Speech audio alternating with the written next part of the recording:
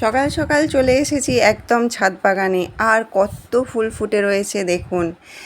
তো আজকে আমার এই ভিডিওতে আমি আপনাদেরকে দেখাবো যে আমি তরমুজ গাছের চারা বসিয়ে দিয়েছি, আর তরমুজ গাছের চারাগুলো কিভাবে বসিয়েছি সেই সমস্ত রয়েছে আজকের ভিডিওতে।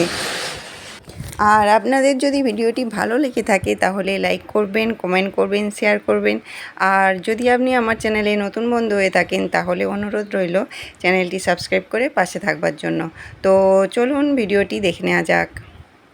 নমস্কার বন্ধুরা, আমি বর্ণালী আর আপনারা দেখছেন সবুজ ভালোবাসা। তো দেখুন ছাদ বাগানে কত ফুল ফোটে প্রতিদিনই। বিভিন্ন গাছে বিভিন্ন দিনে বিভিন্নভাবে ফুলগুলো ফুটতে থাকে। তো কোনো দিন হয়তো এই গাছে কম ফোটে তো ওই গাছে বেশি, আবার কোনো দিন হয়তো ওই গাছে কম ফোটে তো এই গাছে বেশি।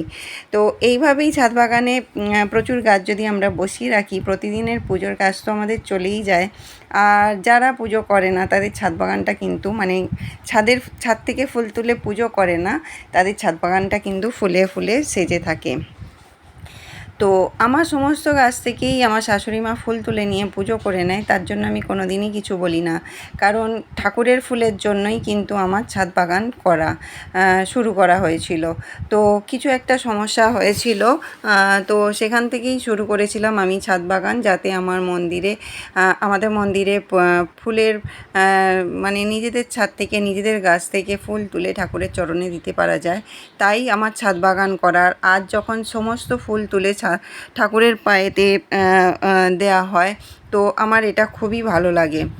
তো যাই হোক, দেখুন কত পরিমাণে ফুল চারিদিকে ফুটে রয়েছে। গোলাপ ফুল, জবা ফুল, বিভিন্ন রকমের জবা ফুল, কাঞ্চন ফুল, টগর ফুল, বেল ফুল, জুঁই ফুল, কত রকমের ফুল কিন্তু আমার ছাদ বাগানে ফুটে রয়েছে। অ্যালামন্ডা ফুল, মানে আর কি কি নাম আমি বলবো। ওদিকে দত্তপ্রিয়া আর কাঁটামুকুট, এই সমস্ত ফুলগুলো, পর্তুলিকা, এগুলো আমার শাশুড়ি মা তোলেন না। কিন্তু বাদবাকি সমস্ত ফুল যেমন নয়নতারা, জবা, কলকে, অ্যালামন্ডা, বেলফুল, সমস্ত ফুল, নাকচম্পা, কাঠচম্পা, সমস্ত ফুল কিন্তু আমার শাশুড়ি মা খুঁটে খুঁটে তুলে নিয়ে ঠাকুরকে দেয়। তো খুবই ভালো। যখন সমস্ত ফুল তোলা হয়ে যায়, পুরো বাগানটা কিন্তু আমার সবুজ হয়ে থাকে। আর ওই সবুজ রঙটাও কিন্তু খুবই মানে সুন্দর দেখতে লাগে। আর আমাদের চোখের জন্য সবুজ রঙটা কিন্তু খুবই উপকার। আমরা যদি প্রতিদিন 10 মিনিট করে সবুজের দিকে তাকিয়ে থাকি, কিন্তু আমাদের চোখ অনেকটা রিলিফ পায়, আর আমাদের চোখের অনেক সমস্যা কিন্তু তার ফলে সমাধানও হয়ে যায়। প্রতিদিন সকালে উঠে যদি আমরা যখন ব্রাশ করি, বড় বড় সবুজ গাছের দিকে যদি আমরা উঁচুভাবে তাকিয়ে থাকি, মানে উঁচু উঁচু সবুজ গাছের দিকে যদি আমরা চোখ তুলে তাকিয়ে থাকি, প্রতিদিন প্রায় 5 মিনিট যদি সকালে এই কাজটা আমরা করি, আমাদের চোখের কিন্তু অনেক সমস্যার সমাধান হয়ে যায়। তো যাই হোক, এবারে চলুন দেখে নিই যে আমি তরমুজ গাছগুলো কিভাবে বসিয়েছি। তো ওই বস্তাটা দেখলেন, ওই বস্তাটা রেডি করা আছে, আর এখানে একটা বস্তা রয়েছে, এই যে দেখুন। এই দুটো বস্তাতে আমি বসিয়ে দেব হচ্ছে তরমুজ গাছ। এই বস্তা দুটো আসলে ছাদ বাগানের যে সমস্ত কাজ করি তার যে গার্ডেন ওয়েস্টগুলো বেরোয়, মানে ছাদ বাগান থেকে যে ওয়েস্টেজগুলো বেরোয়, যেমন ডাল কাটলে ডাল কাটিং, পাতা যেগুলো পড়ে থাকে, বা ঝাঁট দেওয়া ময়লা যেগুলো থাকে, সেই সমস্ত জিনিস দিয়েই এই বস্তা দুটো তৈরি। তো এই বস্তা দুটোতেই বসিয়ে নেব আজকে তরমুজ গাছের চারাগুলো। তো বস্তাগুলো আমি একটু সামনে টেনে বার করে আনছি, কারণ বস্তাগুলো বিশেষ ভারী নয়, কারণ এগুলোতে বেশিরভাগই রয়েছে ছাদ বাগানের ওয়েস্টেজ। আর ওগুলো তো খুবই হালকা, মানে ওইগুলো রয়েছে যেহেতু, বস্তাগুলো হালকাই হয়। তো এত বড় বস্তা দেখে আমরা হয়তো ভয় পেয়ে যাই যে আমরা এই বস্তাটা চাগাবো কী করে। হ্যাঁ, সত্যি এই বস্তাটা চাগানো তখন অসম্ভব হয়ে পড়ে যদি ওটা শুধু মাটি দিয়ে তৈরি থাকে। তো দেখুন, আমার এই বস্তাটায় একদমই মাটি দেওয়া নেই, শুধুমাত্র গার্ডেন ওয়েস্টই রাখা আছে। তাই আমি এই বস্তাটায় প্রথমে দিয়ে নিচ্ছি কিছুটা মাটি, আর ওই বস্তাটায় কিছুটা মাটি ওপর দিয়ে দেওয়া আছে। তো ওই বস্তাটাতেও আমি মাটি দেব, কিন্তু কম। তো দেখুন, এই বস্তাটায় আগে ভালো করে মাটি দিয়ে নিচ্ছি, তারপর আমি চারাগুলো এনে বসাবো। আগে বস্তা দুটোকে আমি রেডি করে নিচ্ছি, তারপর চারাগুলো নিয়ে এসে আমি বসাবো। তো তো দেখুন বেশ কিছুটা পরিমাণ মাটি এখানে দিয়ে নিলাম। যেহেতু এখানে একদমই মাটি নেই, এখানে একটু বেশি মাটিরই প্রয়োজন। আর এই বস্তাটা বেশ হালকাই রয়েছে। আর এগুলো হচ্ছে 26 কিলো চালের বস্তা। তো এতখানি বস্তা শুধু ওইটুকুনটা মানে অল্প একটুকুনটা দেখুন মোড়া আছে। তো বুঝতেই পারছেন এত বড় বস্তা যদি মাটি দিয়ে ভর্তি হতো আমাদের পক্ষে নড়ানোও এটাকে অসম্ভব হয়ে উঠতো। কিন্তু যেহেতু এগুলো ছাদ বাগানের ওয়েস্টেজ দিয়ে তৈরি করা, তাই এগুলো কিন্তু নড়ানো কিছুই ব্যাপার নয়। আর এই বস্তাটায় দেখুন বললাম না যে এই বস্তাটায় ওপরে কিছুটা মাটি দেওয়াই আছে। তো দেখুন সমস্ত ওয়েস্টেজগুলো কিন্তু মাটিতে পরিণত হয়ে গেছে। নিচের দিকে হয়তো কিছু শক্ত শক্ত পার্টিকেলসগুলো রয়েছে, কিন্তু ওপর দিকটা দেখুন বেশ সুন্দর মাটিটা তৈরি হয়ে গেছে। তো আমি এই বস্তাটাকেও একটু সামনের দিকে টেনে এনেছি। গাছগুলো বসিয়ে দেওয়ার পর আবার এগুলো যেই জায়গায় ছিল সেখানে রেখে দেব। তো এবারে তরমুজ গাছের চারাগুলো দেখুন বার করে নিয়ে আসি চলুন। তো এগুলো ছিল হচ্ছে ওই যে আমার পাতাবাহার বাগানের শেষের দিকটা করে, যে দিকটা ড্রাগন গাছ রয়েছে। আর এখানে দেখুন কত ঘাস হয়েছে। আগেই ঘাসগুলোকে পরিষ্কার করে নিতে হবে। তো চলুন আগে ঘাসগুলো পরিষ্কার করে নিই, তারপরে চারাগুলো উঠিয়ে বসাবো। আমি এখানে অনেকগুলোই চারা দিয়েছিলাম, কিন্তু কতগুলো চারা বেরিয়েছে সেটাই আছে দেখবার। তো আগে ঘাসগুলোকে খুব ভালো করে পরিষ্কার করে নিই, তারপরে দেখব এখানে কতটুকু চারা রয়েছে। তো এখানে দেখুন আমি কিন্তু ঘাসগুলোকে খুব ভালো করে যা কিছু ছিল পরিষ্কার করে নিয়েছি। আর এখানে দেখুন রয়েছে এই যে 8টা চারা। এই 8টা চারার মধ্যে আমি দুটো বস্তাতে দুটো করে চারা দেব। তো 4টে চারা হয়ে যাবে, বাদবাকি 4টে চারা থাকবে। তো দেখা যাক সেগুলো আবার পরে কোথায় বসানো যায়। তো এগুলো খুব সাবধানের সঙ্গে আমি একটা খুরপির সাহায্যে তুলে নিচ্ছি।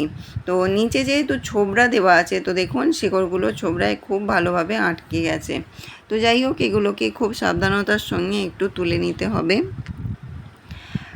তো এখানে দেখুন সবথেকে বড় চারা যেটা সেটাই আগে তুলেছি।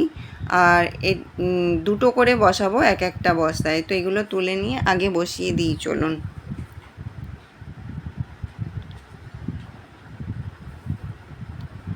তো এখানে দেখুন দুটো চারা আমি সুন্দরভাবে বসিয়ে দিচ্ছি। এই যে একটুখানি মাটিটা সরিয়ে বাদবাকিটা ধরে বসিয়ে দিচ্ছি, যেরকমভাবে তুলে এনেছি শেকড় সমেত মাটি সমেত। তো একটু অসুবিধা হচ্ছিলো বলে আমি একটু ফোনটা রেখে আগে গাছ দুটো বসিয়ে নিয়েছিলাম, তারপর আপনাদের সঙ্গে শেয়ার করছি। এই যে দেখুন দুটো চারা আমি এখানে বসিয়ে দিলাম। আর ওই বস্তাটাতেও বসাবো দুটো চারা, তো সেটাও করে নিয়ে আপনাদের সঙ্গে শেয়ার করব। আর এদিকে দেখুন এদিকে যে চারা দুটো বসালাম, আর এর ওপর এবার দিয়ে নেব জল। আগে ওদিকেরগুলো বসিয়ে নিই। তো এখানেও দেখুন আমি দুটো চারা বসিয়ে নিয়েছি। এবার মানে এই গাছটাতে আর ওই গাছটাতে দুটোতেই দিয়ে দেব জল।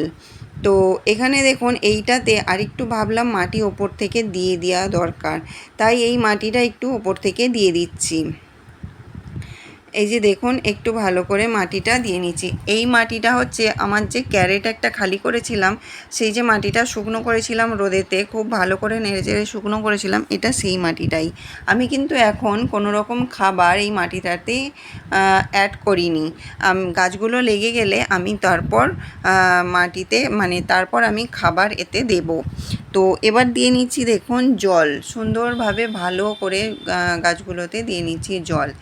আর এগুলো যেখানে ছিল সেখানেই আমি রেখে দেব। যদি গাছগুলো মাচায় তুলতে হয় মাচায় তুলব, নয়তো ভাবছি যে আমার একটুখানি ছেঁড়া নেট আছে, ওই নেটটাকে ভাবছি নিচে দিয়ে বেঁধে দেবো, তাহলে এই গাছগুলো নিচেতে থাকবে। ওপর দিকটায় যেগুলো রয়েছে থাকবে, আর এগুলো নিচের দিকটায় থাকবে। তো এখানে দেখুন আমি এটা যেখানে ছিল সেখানে করে দিয়েছি, দিয়ে তারপর দিচ্ছি জল। আর ওটাতে তো দেখলেন দিয়ে নিয়েছি জল। দেখুন একটু যেহেতু চারাগুলো বসালাম এই মাটিটা একটু ভিজে ভিজে ছিল, তবুও একটু বেশি করেই জল দিয়ে নিলাম। আর এটাকেও দেখুন জায়গায় করে দিয়েছি জল দিয়ে নেবার পর। এবার এই কাজগুলো করতে করতে চোখে পড়েছিল একটা ক্যারেট, যেখানে আমার আখ গাছ ছিল। এই যে এইটা, ওই বস্তাটা যে রাখলাম তার একটু পাশেই এটা রয়েছে। তো দেখুন আখ গাছগুলো নষ্ট হয়ে গেছে, কেন বুঝতে পারছি না। যাই হোক ভাবছি এখানে দিয়ে নেবো আরও দুটো চারা। তো তাই ভাবলাম যে এখানে মাটিটা একটু হালকা করে নিয়ে এখানে দুটো চারা দিয়ে নিই। তাই দেখুন আবার দুটো চারা আমি এখানে এই যে দেখুন দিয়ে নিয়েছি। এবার এখানেও দিয়ে নেবো একটুখানি জল। তো এখন কিন্তু এখানে আমি কোনো গাছেতে আমি কোনো রকম খাবার দিলাম না, আর এই গাছগুলোতে এখন কোনো খাবার দেবও না, শুধুমাত্র জলই দেব এই গাছগুলোতে। একটু যখন গাছগুলো ধরে নেবে তারপর আমি এখানে খাবার দেব।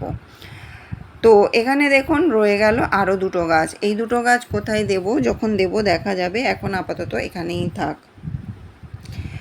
তো ওই চারাগুলো যখন বসাবো অবশ্যই আপনাদের সঙ্গে শেয়ার করব। আর এখানে দেখুন ছোটো ছাদ বাগান থেকে যে গোলাপ ফুলের গাছগুলো নিয়ে এসেছিলাম, সেই গাছগুলোতে কি সুন্দরভাবে ফুল ফুটছে। গাছগুলো অনেকটাই খারাপ হয়ে গিয়েছিল, কিন্তু এখন দেখুন গাছগুলো সুন্দরভাবে নতুন মাটি দেবার পর, বা একটা গাছ রিপোর্টিং করেছিলাম সেটাতেও প্রচুর পরিমাণে পাতা এসে গেছে। মানে রিপোর্টিং করার পর আর মাটি একটুখানি তুলে আবার নতুন মাটি দেবার পর গাছগুলো কিন্তু খুব সুন্দরভাবে গ্রোথ নিয়েছে। আর এই ফুলটা দেখুন, এটা শীতের ফুল, কিন্তু এখন কি সুন্দরভাবে ফুটছে। আসলে আমি ফুলটার কিন্তু নাম জানি না আপনাদের সঙ্গে, তাই নামটা শেয়ার করতে পারলাম না। অবশ্যই আমি পরে যখন যদি আমি গাছটার নাম জানতে পারি অবশ্যই আপনাদের সঙ্গে শেয়ার করব। তো দেখুন কত সুন্দর লাগছে, আর গাছটাও কিন্তু খুব সুন্দর গ্রোথ নিয়ে নিয়েছে।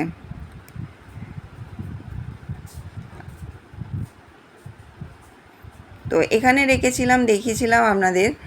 আর এখানে দেখুন ফুরুষ ফুলগুলো মনে হচ্ছে এবারে ফুটবে, সাদা হচ্ছে নাকি লাল হবে বুঝতেই পারছি না। আমাকে তো লাল বলে দিয়েছিল, কুড়িগুলো লাল লাল দেখাচ্ছে, কিন্তু একটা ফুল যেন কেমন সাদা সাদা দেখাচ্ছে। যাই হোক, কুড়িগুলো ফুটবার মতন হয়ে গেছে, ফুটলেই বুঝতে পারা যাবে আসলে এগুলো কী রঙের। তো যাই হোক, এত দূর ছিল আমার আজকের উপস্থাপনা। তো আপনাদের কেমন লাগলো অবশ্যই জানাবেন। আর যদি আপনাদের ভালো লাগে লাইক করবেন, কমেন্ট করবেন, শেয়ার করবেন। আর যদি আপনি আমার চ্যানেলে নতুন বন্ধু হয়ে থাকেন তাহলে চ্যানেলটি সাবস্ক্রাইব করে পাশে থাকবার জন্য অনুরোধ রইল। আর এতদূর ভিডিওটা দেখবার জন্য আপনাকে অসংখ্য ধন্যবাদ। তো সবুজের সঙ্গে থাকবেন, সবুজকে ভালোবাসবেন, এটাই হলো প্রধান উদ্দেশ্য। তো আজ এই পর্যন্তই, কথা হবে আবার পরবর্তী ভিডিওতে। আর ততক্ষণের জন্য টাটা।